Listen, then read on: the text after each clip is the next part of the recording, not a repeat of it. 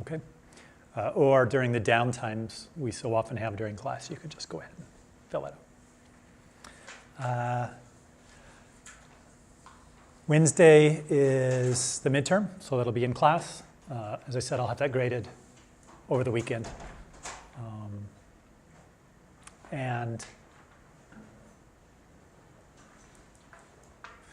actually, I'm not sure. When is the drop deadline? 25th. Okay, so if you guys just come back on Wednesday, right, a week from Wednesday, and I hand back the exams, that's plenty of time? Or is it not? Maybe not. Not that I'm expecting, like that this is going to just, kill a lot of you, but I want to make sure you have that time. The other thing I just want to figure out is how I can get you grades electronically, because I'll have them done over the weekend. So, yeah, I have a mechanism for doing that, so I'll send them out electronically. The exam does go through the neural style transfer, which we covered on Wednesday, and then we're going to kind of recapitulate today and go over the rest of the notebook that we didn't get a chance to look at on Wednesday. So Ewan did a nice job of the lecture notes for last Wednesday. And just to recap, right, we have an original image. We have another image whose style we like. So we like the content here, we like the style here, we want to merge them together. And so the way to do that is take a random image, right, just random noise, and we will go ahead and do backward propagation to try and update that random noise so where we will be minimizing a loss function, right? And that loss function is going to measure what, two things?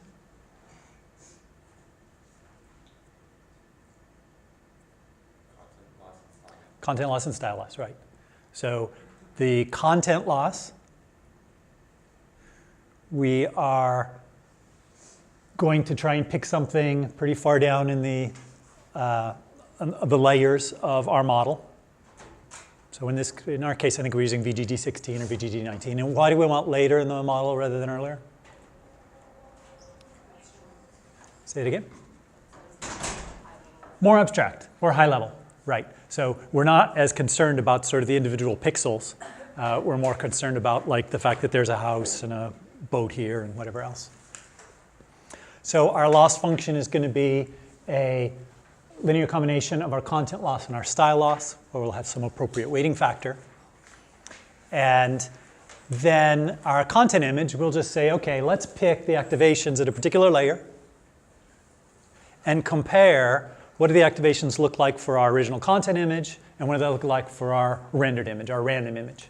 And to begin with, they're probably not going to be very close, right? Because we'll have a high loss.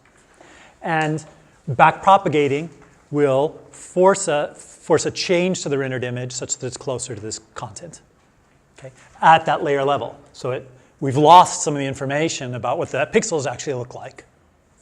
But that's okay. We want that flexibility in order to be able to incorporate style. Questions on this?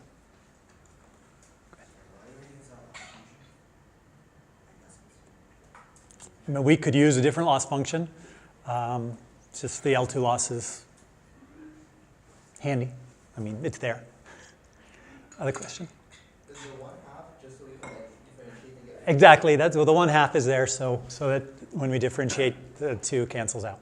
So it's very common, and as you know, it doesn't really matter. If we had this as our only loss, of course it wouldn't matter, because it would just be scaling our loss, and we'd still be trying to reduce it.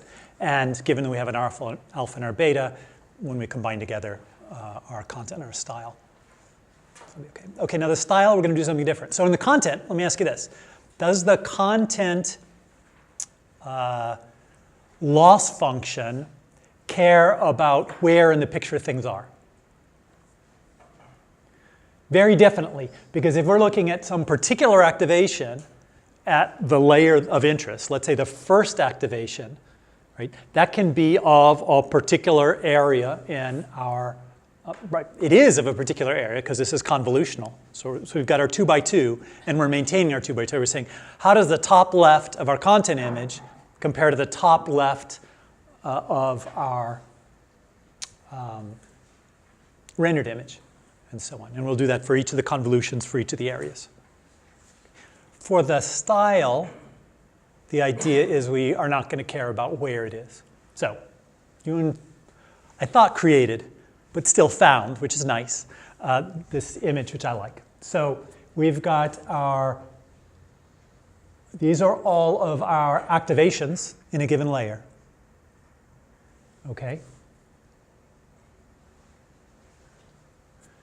So what we're going to do is unroll these. Okay? So we just one-dimensionalize each of them. And then create this gram matrix, where we take the unrolled versions and multiply them by the transpose. Okay? So we're basically just doing dot product and sum of these vectors, so like here and here. And then what we end up with is, this is how does this vector and this vector, that is the same vector, how big are those activations, right? So basically what we're doing is we're just squaring each of these and summing them. And if that's a small number, then that's showing that this is not very active, right? None of these are very active. If it's large, we've got a fair amount of activation. It could be spread across the entire 2 dimensions, or it could be localized to some particular place. And then others, not along the diagonal, show the relationship from one of the features to another of the features in that layer. The example I used was, I think it was blue circles. Yeah, so if you had one that's kind of measuring circleness and one measuring blueness, this would show when those two combine together. Right? If every time there's a blue, there's a circle and vice versa, then that number would be fairly high, assuming there was some blueness and some circleness there. Which layers of our network do we want to use for our style? Later, because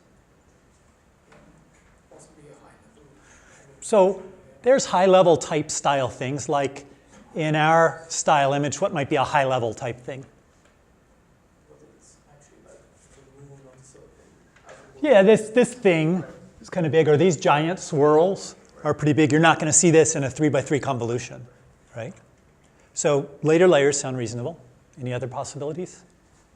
You also maybe do want some of the earlier layers in between, so maybe you care about like the color scheme. Color scheme is one example. What about if we looked at, this is probably done with a brush, right? So if we looked at the brush strokes of this, is that something stylistically that we may want to be copying? Sure. Brush strokes are probably something that's going to happen very early in the layer. So let's just, I don't know, use a bunch of them. Okay? Early, middle, and late.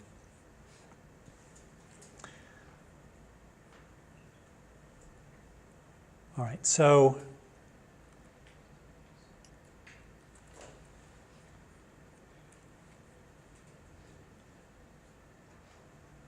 let's see what I want to do here. Okay.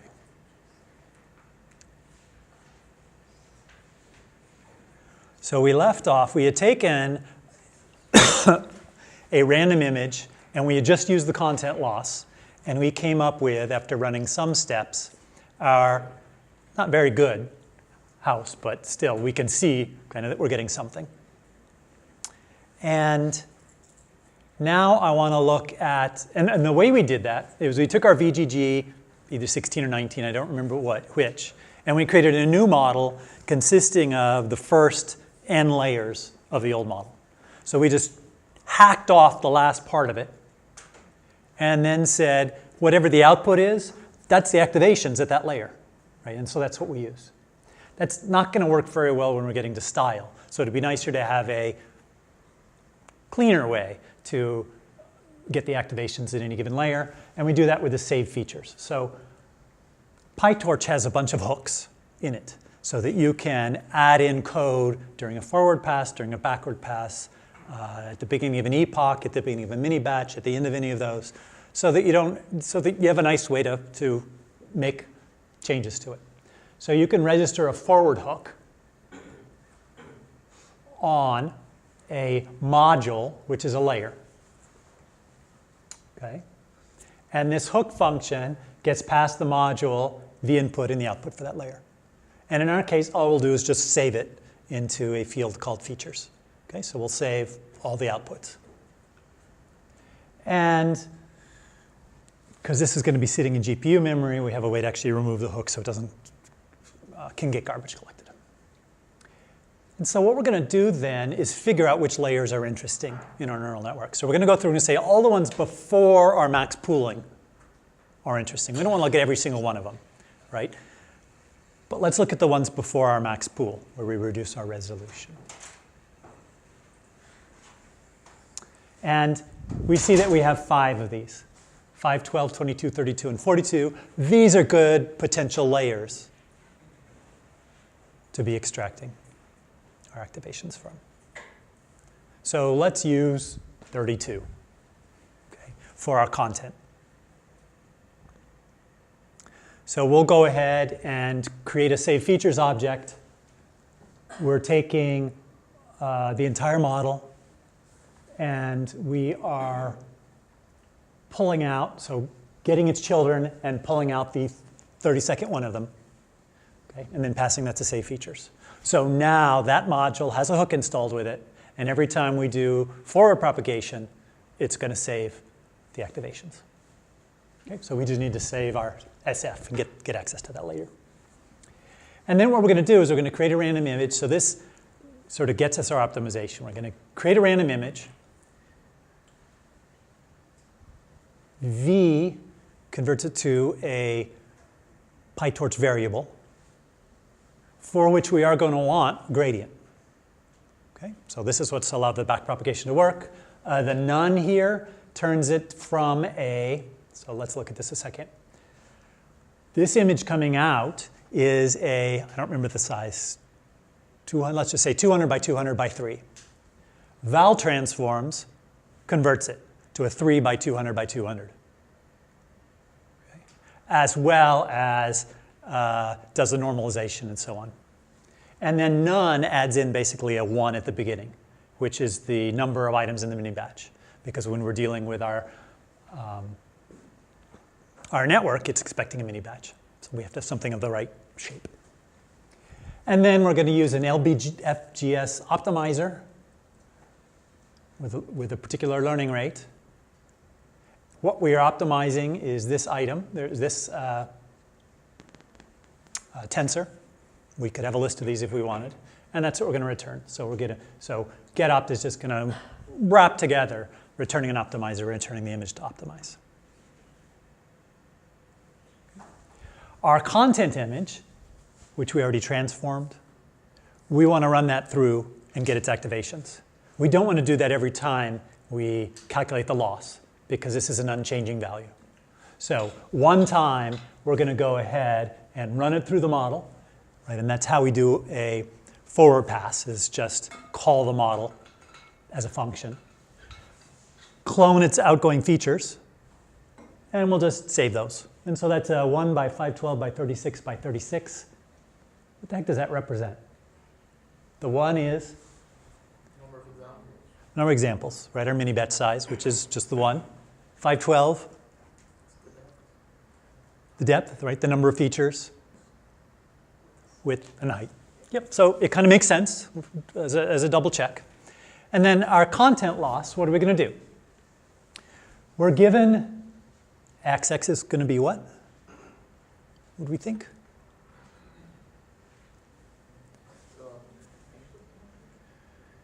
It's the, given we know we're calling model on it, what kind of a thing must it be? It must be an input, right? So it's going to be our random input. So we're going to take our random input, run it through the model, grab the features at this point, right, which have now changed because we ran a new value through it, and then do a mean squared error loss. And 1,000, does this even matter here? If we're just doing content loss and no. If this is our loss function, it doesn't matter whether we multiply by 1,000 or not. And then we run 1,000 times,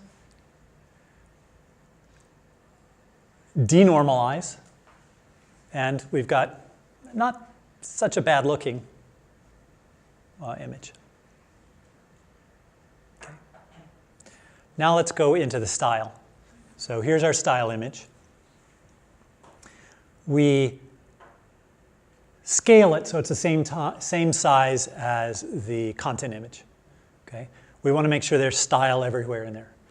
If they're not the same aspect ratio, scale is going to go ahead and chop off either the bottom right or either the right or the bottom of the image as necessary. Okay, so I think, in fact, if we look at this, we're going to lose the bottom. Are we losing bottom? Yeah, there's a little less. Okay. We'll get the optimizer again, right? So that's going to create a new random image. Here, we want to save features. We don't want to save just one feature. We want to save it for every one of those 5 layers. So we'll just, what's this called with the brackets here?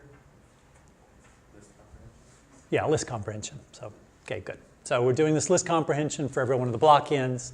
We're creating save features. We're saving that in an array.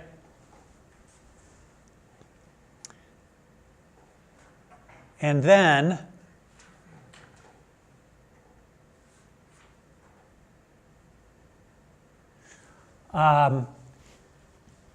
we're going to go ahead and run our content through here for no particular good reason, because we're not using the content right now, right? But maybe that'll be useful later. So we'll save this, and then we'll run our style image through and save it.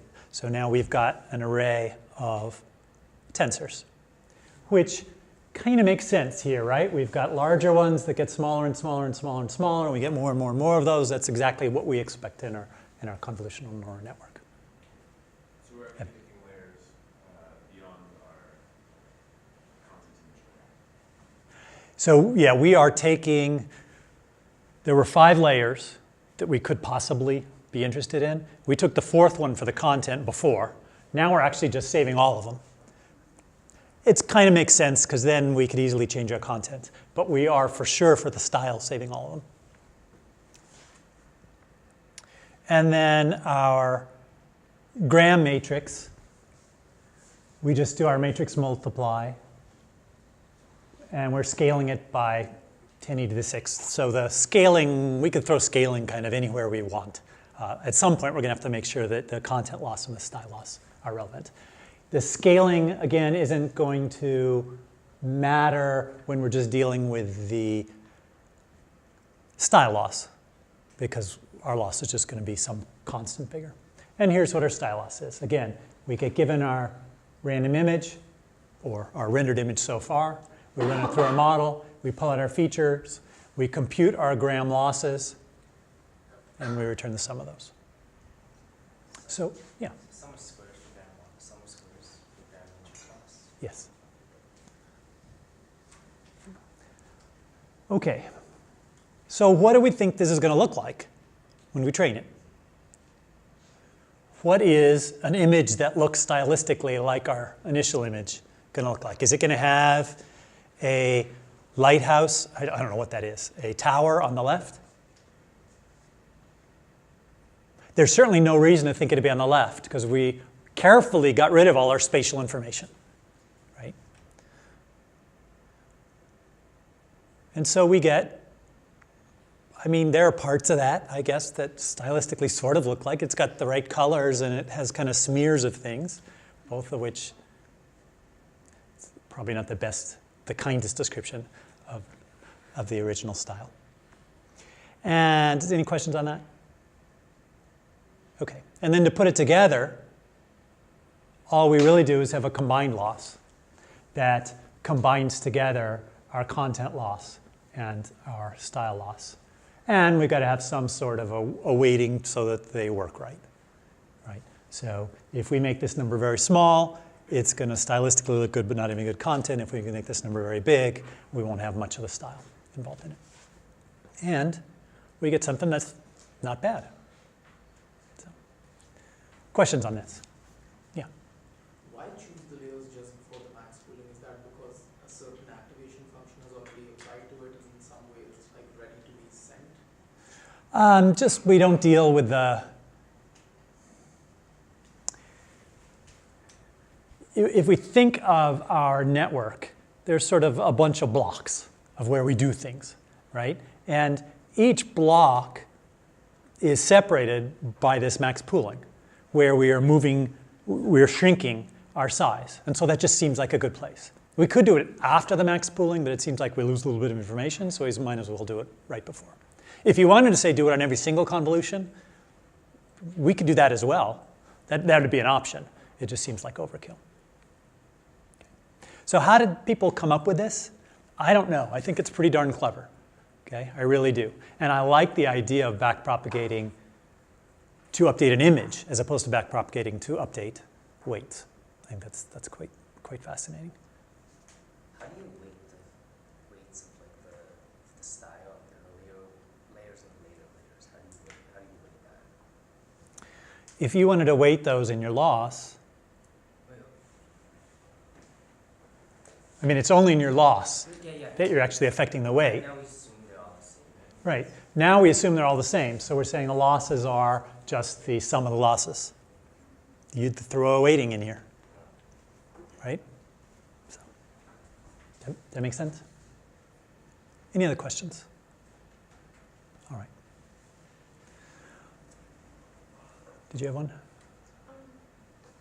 Yeah, I think I just because you're saying something about how if you had a huge value of content, that would get it closer to content, and a small value would be more like the style. And I just wasn't sure because you had like 50,000 or something. What makes it large value? What makes it small value? There are two things really to look at. So let's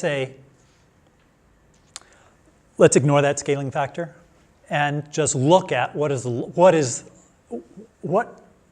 a loss look like for a style loss, and what numerically does a content loss look like, and kind of get some idea of those. So sometimes you want to balance things, and so you would just look that this one is on the order of 10,000 and this one is on the order of 3, and so I'm going to multiply by 3,000 so that they're in the same range. Okay. Yeah.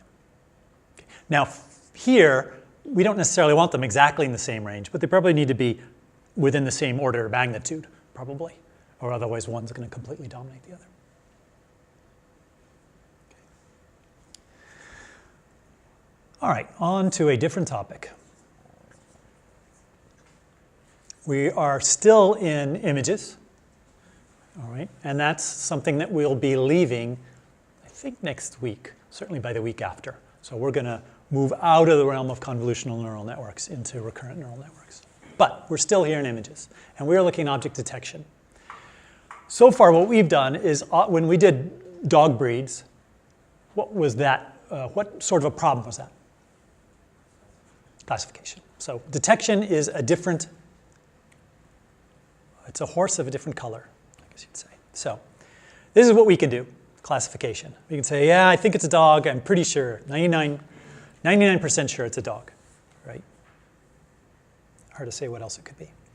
For object detection, our goal is, given a picture, we want to pick out all of the objects of the kinds we know about, plus say where they are, as well as then giving our confidence.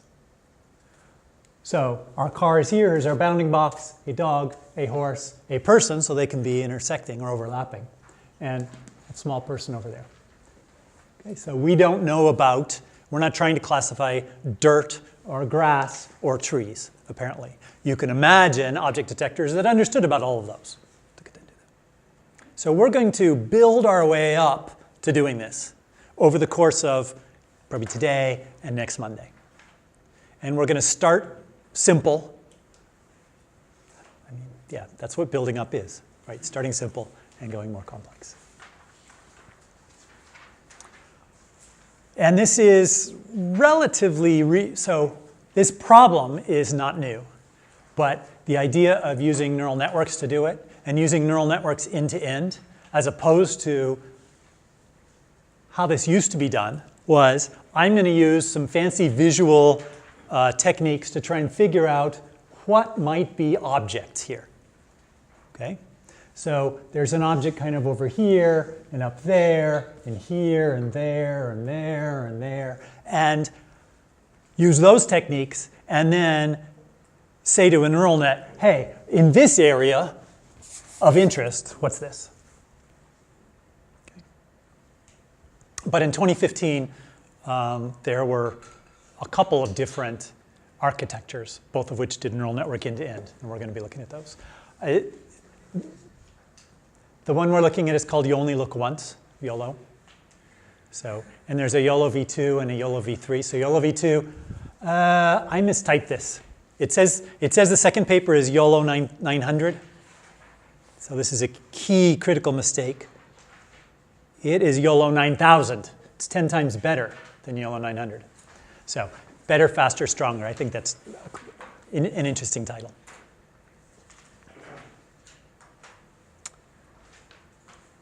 So when we're doing deep learning, we've got 3 things we get to control. Give me one thing.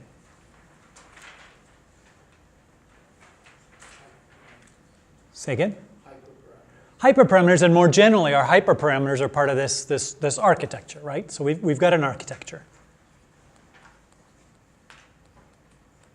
And part of what the architecture, right, so we have hyperparameters, we have the network structure, kind of. And the network structure includes what the outputs are. We get to define all that. What else goes into a deep learning problem? In fact, the way I ask that gives you kind of a clue. Data. So we've got data. We've got architecture. And we need something else. Loss function. Got to have a loss function. Many times, the difficult part is coming up with the data, because you want a lot of labeled data, and labeled data can be expensive.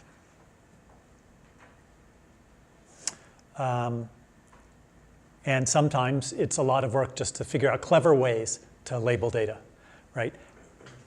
Have humans think they're playing games. Well, they are playing games, but the whole reason you want them to be playing the games is to be labeling data for you. Right? So things like there were some games out there like, here's an image. I'm playing against someone else remotely, and we're trying to jointly come up with words that each of us agrees with. Let's see if that makes sense. So if we see a dog in there, we both say dog. Okay? Or it might give us an image and say, try and come up with words, but don't use the word dog. I'm not telling you why, but it's because I already know there's a dog there and I want to find out what else is in the image. Okay? And so if you guys match, then if you and I match, then we presume that item is actually in the image. Okay? And this is better than, how many people are familiar with the Mechanical Turk? A couple. So Mechanical Turk originally came from, does anyone know? So in the, I don't know, 1500s or something like that, there was a automaton that would play chess, okay? And it could win. This was pre-Babbage, right? Pre-Ada Lovelace. How did it work? There was a small human inside the box who could play chess. So anyway, the Mechanical Turk is the name that Amazon came up with for doing these human tasks, usually very simple tasks. So that Mechanical Turk has been used to solve CAPTCHAs and for lots of other things, including labeling. But it's even better to be able to convince people to label your stuff for free by making it a game than it is to pay them to do it. So we are going to be looking. We're going to start looking at data. Right? In order to learn bounding boxes, we need bounding boxes. That is, we need examples of bounding boxes, lots of examples. So we will need that. We'll need an architecture that recognizes images. If only we had such a thing, that we could kind of start with, and then we could transfer our learning. What do we have? Convolution. And we have like ResNet 34, let's say. That exists, and it already recognizes images, so part of our job is already done. It could probably recognize the dog and the horse and the person. Part of what our architecture, though, is we're going to figure out our outputs, because we don't want the same output as ResNet 34 has, right? Just like we didn't like it before with dog breeds. We didn't like it with dog and cat. We're not going to like the 1,000 different softmaxes. We'll want something different. But we can use all the previous structure of it. And we're going to need a loss function. We will need to be clever here. To begin with, we won't need to be so clever. We're going to need to get cleverer and cleverer. Okay? And it's really a combination of our loss function and our outputs is where we're going to need to be clever. Questions of where we're at. Really, for any problem, these are your three big ones: your data, your architecture, your loss function. And always think about that. So we need some ground truth. So we need some images, and then we need objects within those images labeled with their category and their bounding blocks. So there's a Pascal dataset, visual object, VOC, visual object classes dataset. In fact, there are a couple different versions of those. And the Pascal, I believe it's a research center.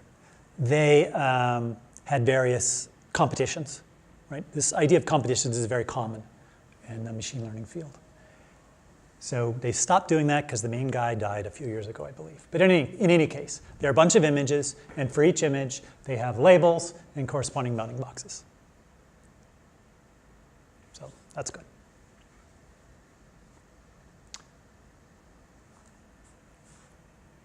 So data, done. We've got our data. First task.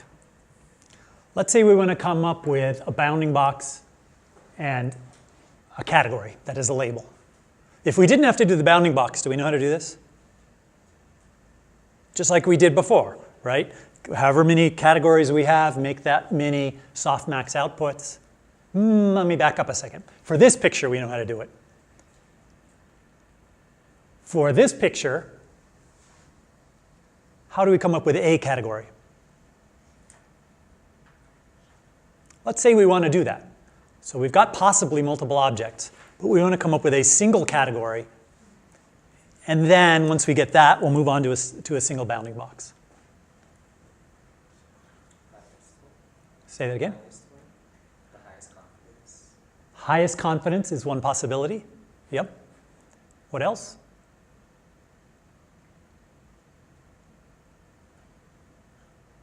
Here's a potential problem with that, and it has to do with our loss function. So let's say we said we're going to come up with the highest confidence. Okay. How are we going to train it? So to begin with, let's say it will say, I don't have much of an idea of what is in here, but I slightly think the dog is a 0.1. You know, that it's 0.1 and this is, sorry, I have a probability of 0.1 and I think this is a jackal, okay? Because it doesn't know so good. Our ground truth has all 5 of these. How are we going to know? In fact, let me show you what, yeah, it just says jackal. Okay, this is our poorly trained network.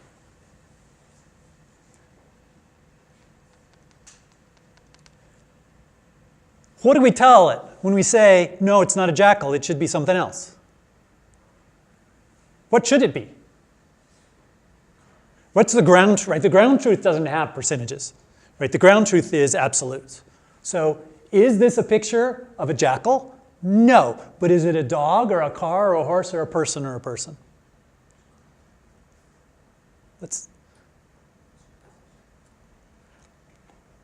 What do we want it to be? We get to decide. What should this be and why?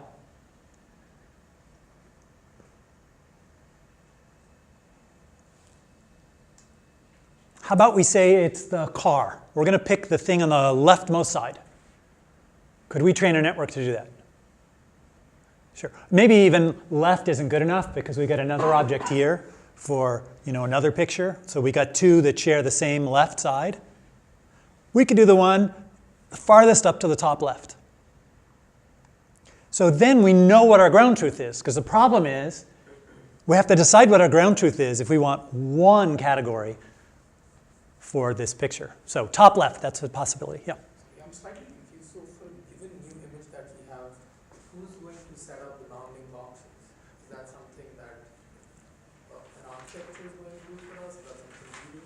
I don't mean to rush ahead. I was curious about something. Let's even forget about the bounding boxes for a moment and just say we've got this picture. What is it? Okay? Just ignore the bounding boxes. We do have the bounding box information in our ground truth, so we can use it if we want. If we wanted to say the top left, I guess we're going to have to come up with a tiebreak. I mean, do we mean, let's say we're scanning left to right, top to bottom, and the first one we hit. So what would that one be here? Person. Okay? So we can say this is a person. And then if our model says it's a person, we say yay, low loss. Depending on what probability you assign, we're happy. And if you say it's a horse, we're going to say it's not a horse, no. So, and in fact, we're going to have a softmax, right, of horses and persons and all these other things. So let's look at first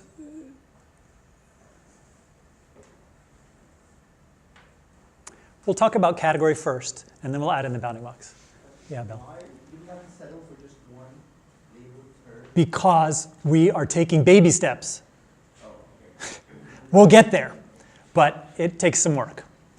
So the first thing we're going to look at is how do we just create a category for, I'm not going to do the top left though. I'm going to make something that maybe will be easier for our network. Let's just use the largest. Okay? Can we figure out the largest from our ground truth, from our training data? How? Look at all the bounding boxes that are given to us and figure out the one with the largest area. Okay. And if we need a tiebreaker, which we probably don't, pick the one at the top left. So we're going to feed this in a neural network. Which neural network are we going to use? Pick one. Let's say ResNet. ResNet minus chop off the very last part of it. Add in a fully connected layer. And create an output layer. Okay, so the data is, right, our labeled annotated training set. Labeled, that is, with the multiple labels and annotated with the multiple bounding boxes, but we care about just the biggest one. Right? We get to use that data as we see fit. The architecture is here, but what's the output layer going to look like?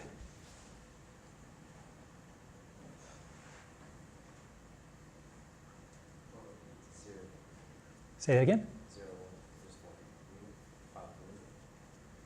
So let's say it were 1 unit. How would it say this is a dog? How many? However many we got where? In the ImageNet labels?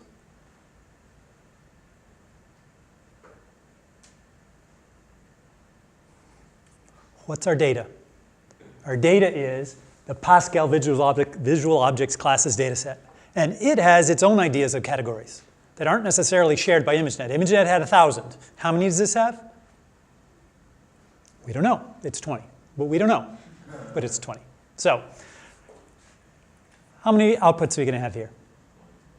20. What type? Softmax, but there's a horse and a person. Yeah, but there's not a horse and a person because our job is not to, we are not yet categorizing all of the objects in here. Which one are we categorizing? The biggest one, and is it a person? No. To the extent it's a horse, it's not a person. So we want softmax. Does that make sense? Because we're constraining our problem to begin with. Okay? Why are we assuming that we have the bounding box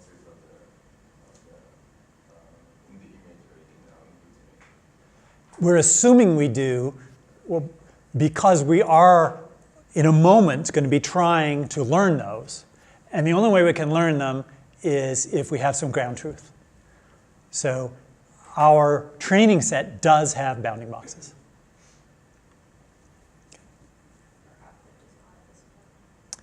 But our output does not yet. Okay? So the architecture would be, we have an output. So the architecture is what we just showed here. Okay, what's the loss function?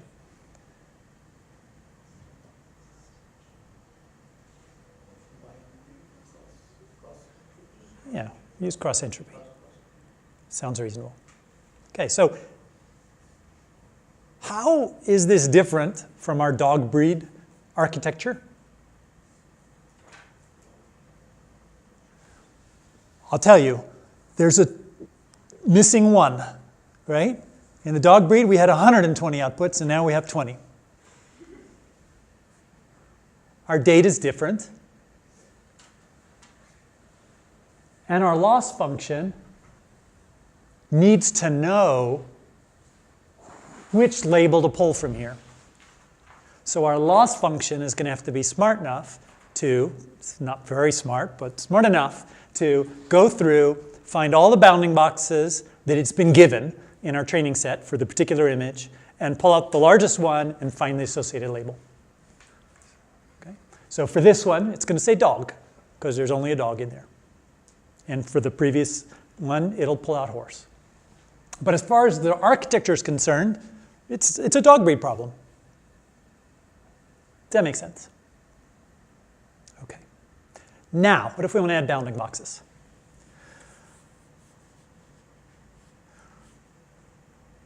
So I'll switch to a different color for bounding boxes.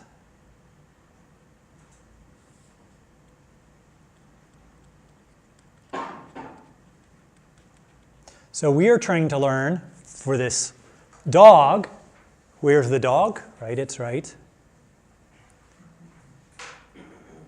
here. But we'll use 90-degree straight lines, right? We'll actually have a rectangle rather than what I just drew. So what is it we need to learn here? Right, from an architecture point of view, what are we trying to learn besides the label dog? Say it again. The weights? Oh yeah. So, but from a higher level, we're trying to learn a label. If we talk about wanting to learn a bounding box, what are we actually learning? A label we know how to learn. We have 20 softmaxes. That's what it means to be a label, right? What does it mean to learn a bounding box? Like, what output do we want from this network to tell us bounding box? Coordinates. So we even be more specific. More low level.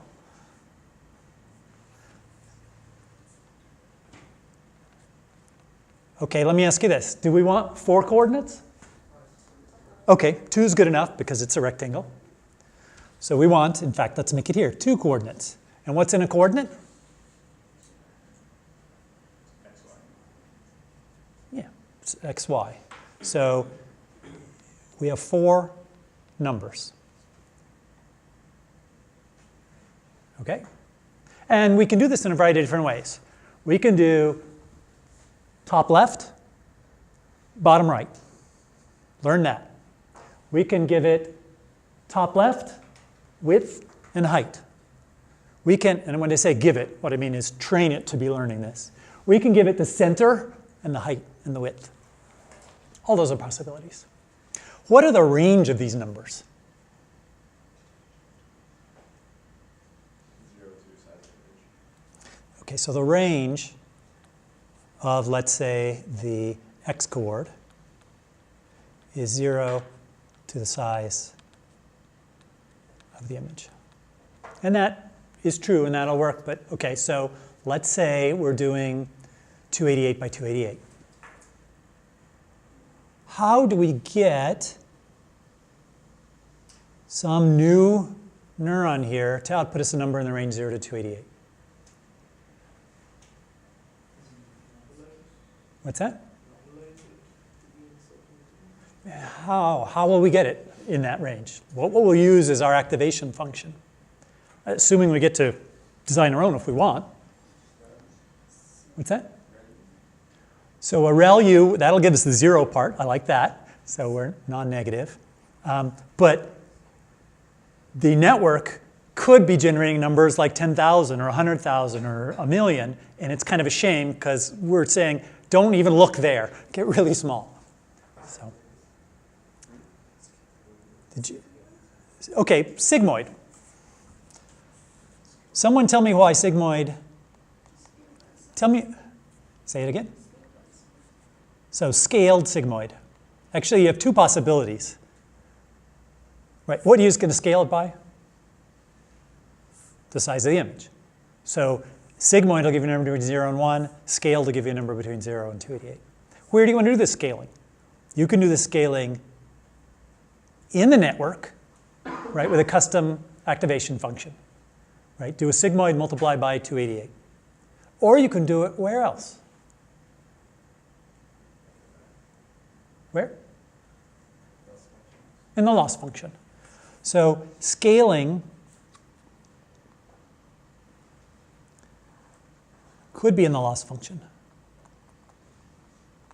And I like it in the loss function. Because if it's here, we are tying our hands into what our input size is. It better be 288 by 288. So we can't do larger ones. And we can't also, maybe for quicker training, try smaller images. Because our architecture knows how big it is. Yeah. Sorry, what would actually outputting be like? What? Fraction? It's exactly, it's the fraction. Here's 0 and here's 1. What fraction of the way down the image is this? Okay. And same here. So I think that makes sense. And it'll work fine as well when we're doing prediction later. We just take the number, and that gives us the fraction of our way into the image. So how many sigmoids do we need?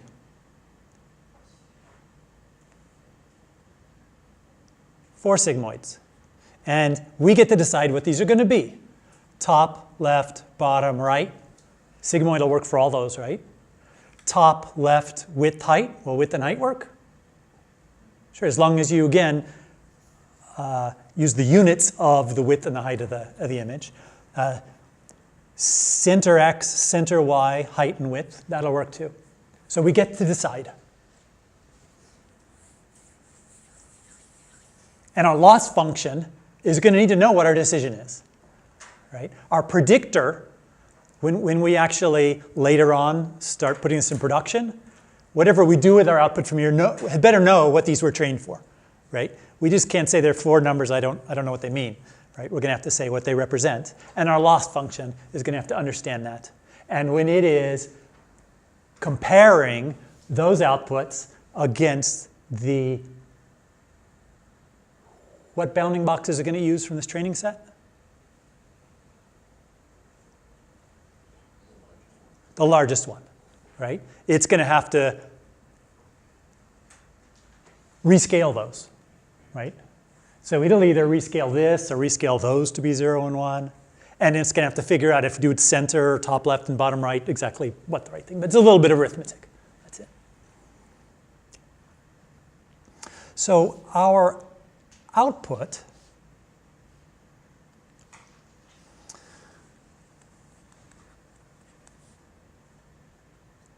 could do this. We can do this fully connected. Yeah, let's just live with the fully connected for now. Okay.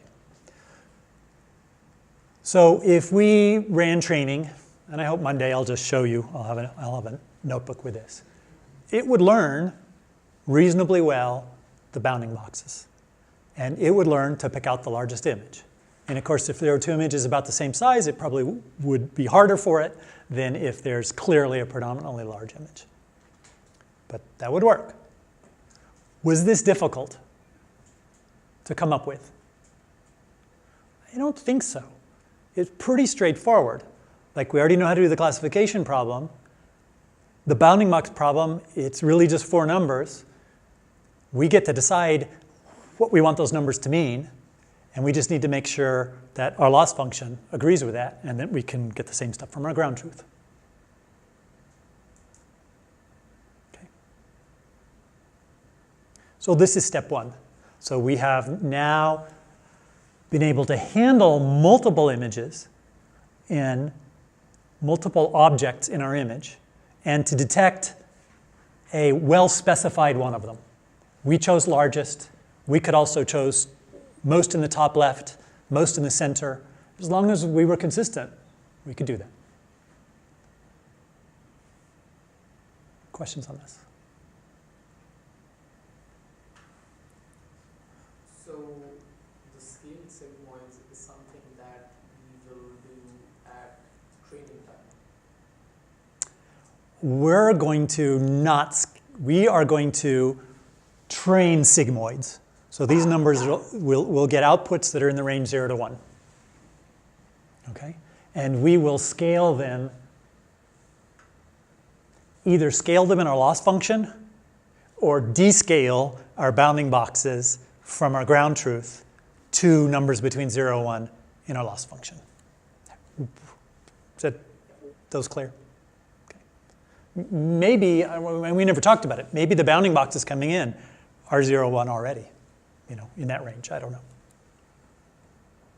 Well, I do know, but I'm not telling you. So, yeah. Are we implementing the training and like the testing for the bounding box algorithm, or are we just like really something that's already been trained to do that?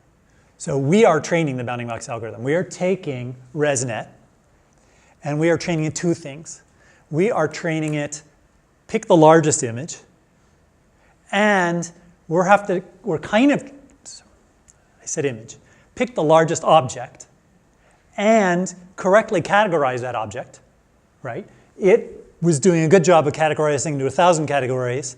These may be a subset of those or maybe somewhat different, but it has a lot of pre-trained stuff in here that can make that useful, right? To get into our 20 different categories.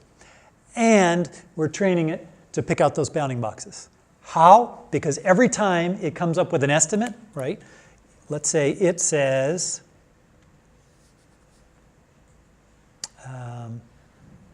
so this is our image, and we have a scarecrow, and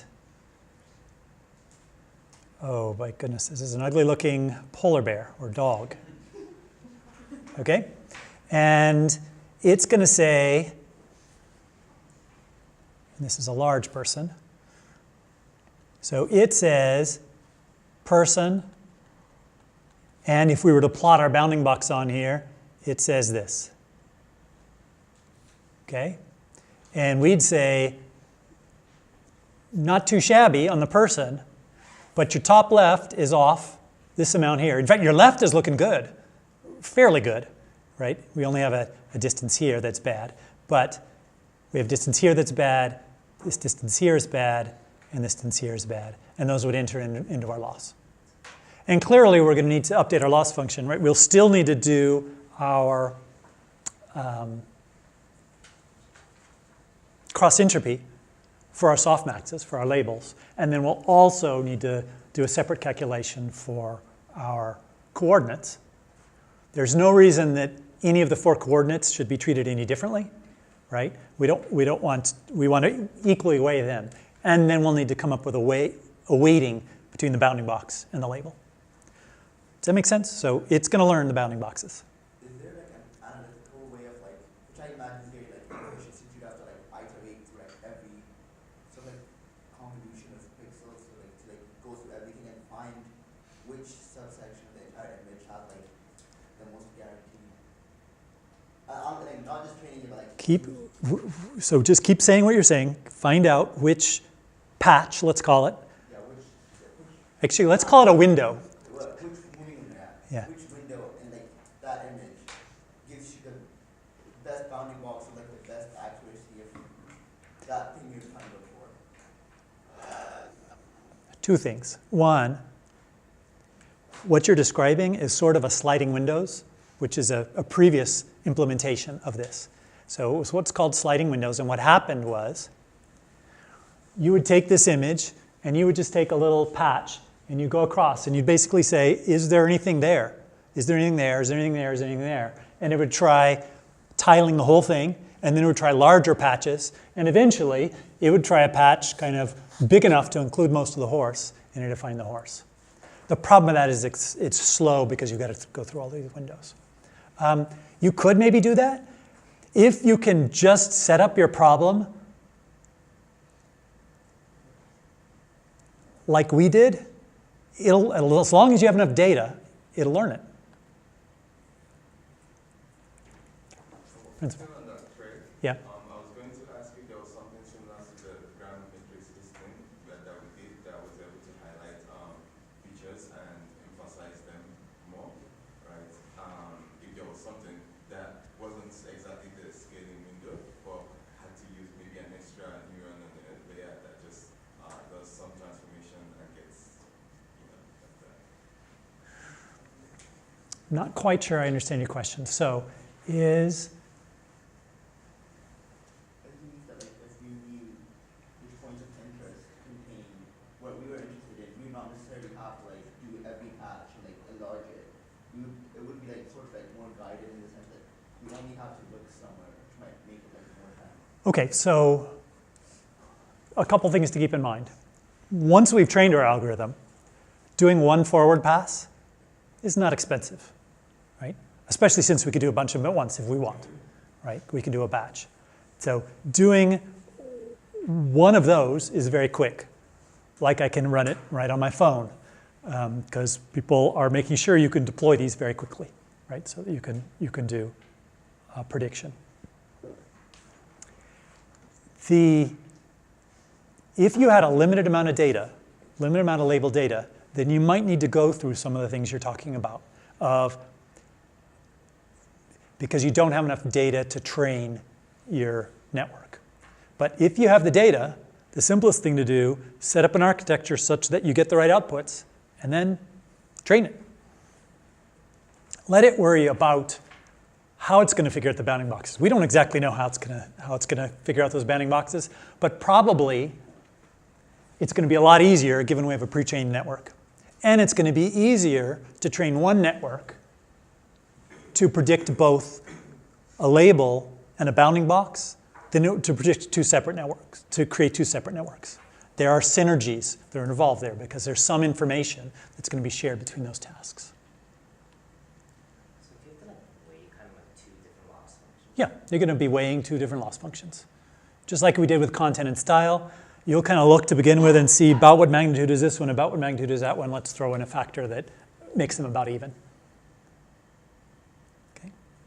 And that is a hyperparameter that might be subject to change. All right, let's take one step further, right? The step we took, we started with our classification, and we took one step, and we said, okay, let's classify not just the single object that's in this image, but the biggest object in the image.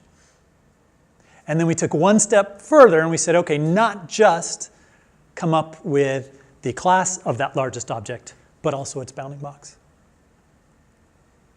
Now we're going to deal with multiple things. But we're going to make our life simpler because we're going to forget about bounding boxes again for a moment. We're just to say, predict the set of objects in an image.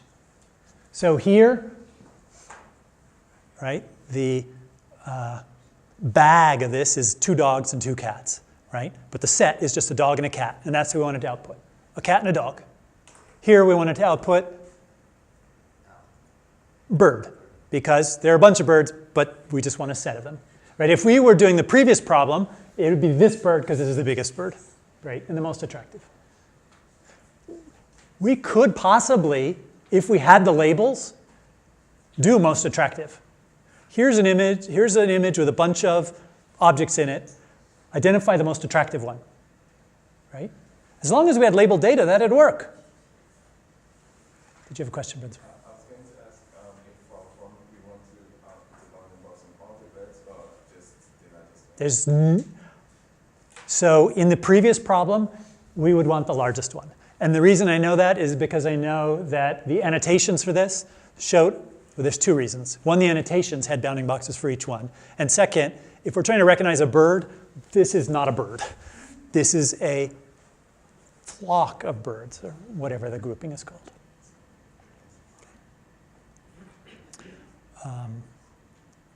But some detection and bounding box problems include sub-features, like show me the bounding boxes of the eyes and the nose and the ears, and the hands or paws, so on. All right, so we want to predict all the categories present. What's our data? It's so it's Pascal, and what do we care about from Pascal? Do we care about the bounding boxes? No. We care about the set of labels. We could even pre-process if we wanted, just to pull that out and throw everything else away if we wanted. What's the architecture?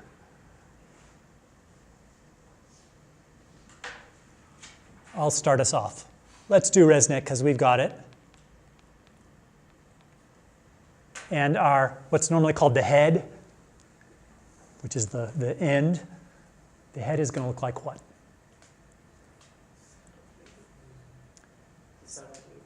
The set of labels, and in terms of neurons, what are they going to be? How many? 20. So 20 what? Sigmoid. Each one between 0 and 1 independently. Sounds good. But how is this much of a different problem from the previous problem?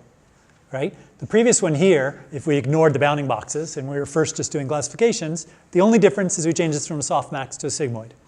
Or is that the only difference? It's the only difference of the architecture. There's one more difference coming. What's the other difference? The loss function, right? So our loss function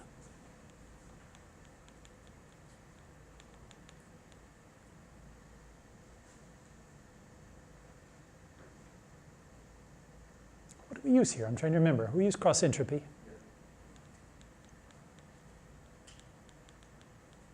Okay? But all of a sudden, what's coming in here in our data is not one hot encoded, right? It's multi-hot encoded, because we can have any number of ones.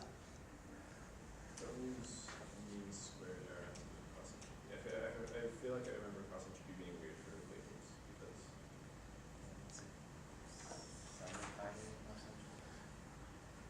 even the sum of binary cross entropy are like squares. Yeah.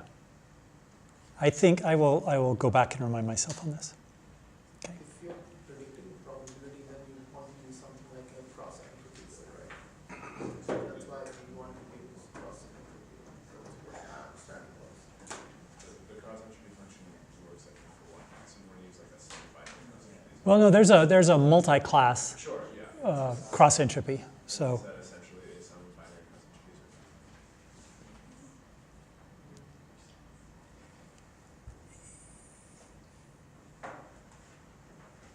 yes, I believe that is exactly what it is. Okay.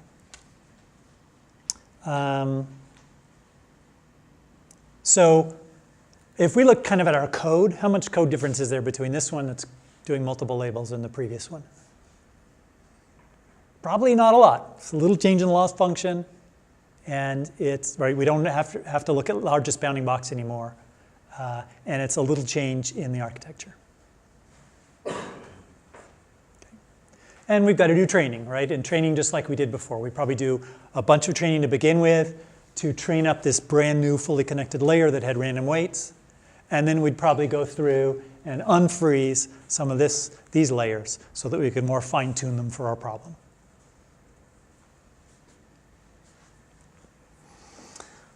All right. Predict the category and bounding box of largest object. We already did this, thank goodness. I got ahead of myself. And now finally, multiple classes. So we know what the data is, right?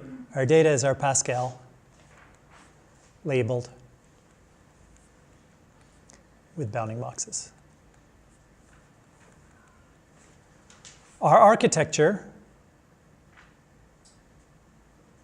Give me some ideas.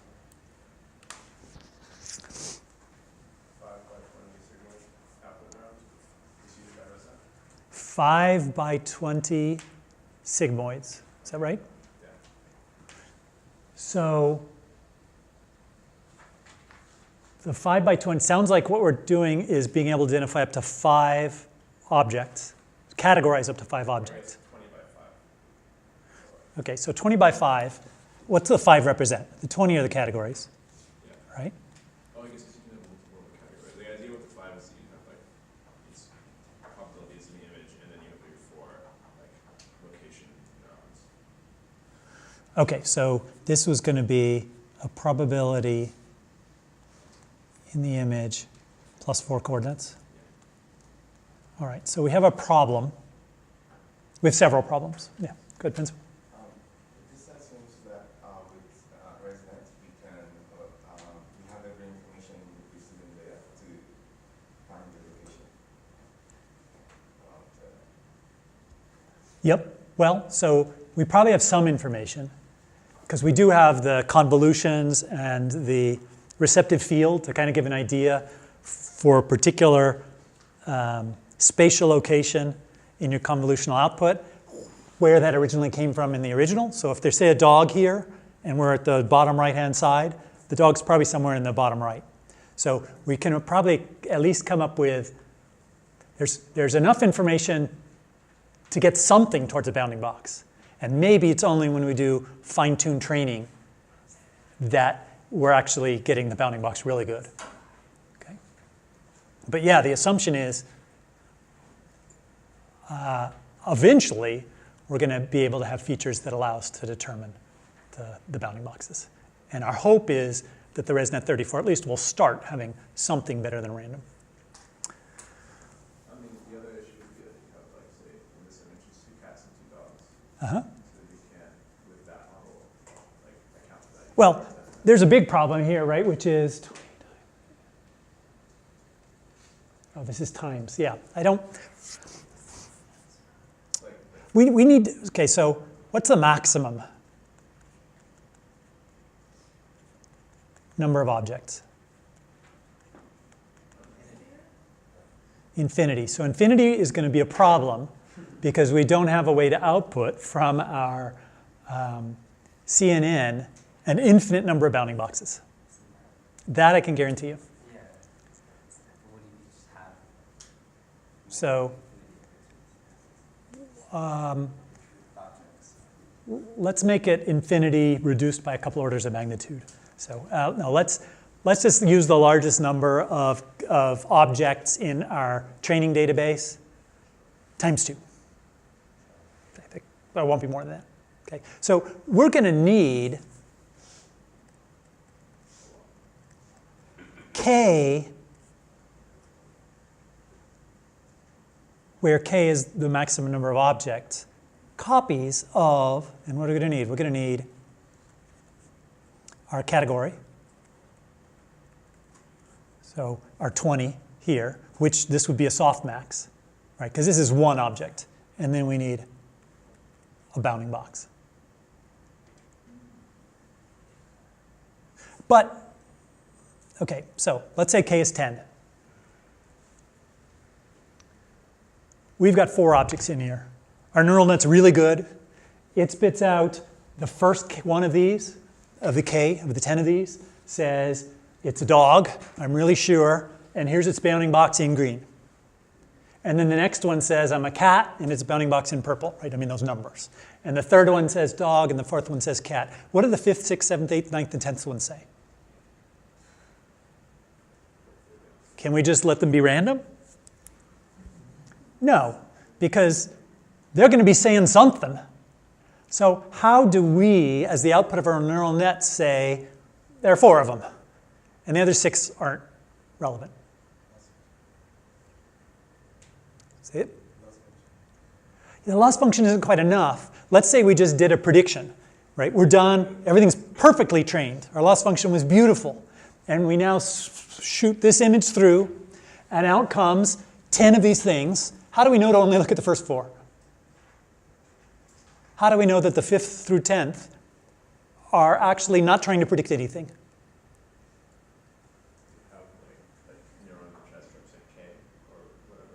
We could have a neuron that represents K as a possibility. I'm guessing that it'd be hard to train. Another thing, because this would not be independent. We couldn't have sort of independent categorizations. Instead, what might be easier is add one more piece of information here. Is object. So the first 4 of them, I'm going to say is object, is object, is object, is object. The last 6 are going to say not an object, not an object, not an object, not an object. What kind of a value is this? 0 or 1, conceptually, in our ground truth. And what we'll do is between 0 and 1. So how sure are we there's an object here? And given that there's an object, what's the category? What's the bounding box? So if we did that, if we outputted, let us stop right now because I want you guys to have a chance to fill out that evaluation.